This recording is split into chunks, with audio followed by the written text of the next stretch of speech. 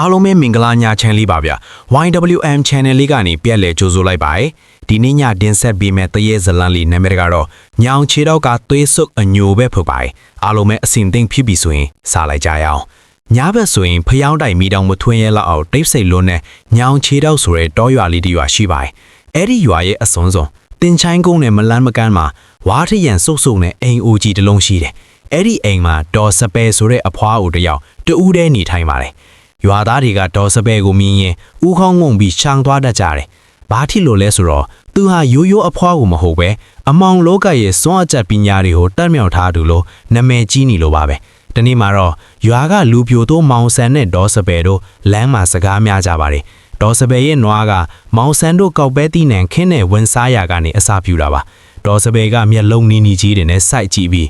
မင်းငါနွားကိုရိုက်လိုက်တယ်ပေါ့လေ။အေးလေမင်းရဲ့လက်တွေဘလောက်အားကောင်းလဲဆိုတာကြည့်ရသေးတာပေါ့လို့တိုးတိုးလေးရေရွတ်ပြီးထွက်သွားပါတယ်။အဲ့ဒီညမှာပဲမောင်ဆန်တယောက်အိမ်ထဲမှာတင်အကြောင်းကြီးမရှိလဲကျသွားပါတယ်။ထူးဆန်းတာကသူ့ရဲ့လက်မောင်းနှစ်ဖက်စလုံးကပရိစိတ်တွေကြိုက်တယ်လို့မျိုးတစစ်စစ်နဲ့နာကျင်လာပြီးတဖြည်းဖြည်းမြဲပုတ်လာတာပါ။ထန်းကောင်ရံအချိန်ရောက်တော့မောင်ဆန်ရဲ့အိမ်ရောက်မှာခွတ်ဆိုရဲတစ်သားခောက်တန်လို့တခုခုကိုဝါးစားနေတဲ့အတန်လို့ကြားလာရပါတယ်။အိမ်သားတွေမိအိမ်ထုံပြီးကြည့်လိုက်တဲ့အခါဘာမှမရှိပေမဲ့မောင်ဆန်ကတော့အော်ဟစ်နေပါတယ်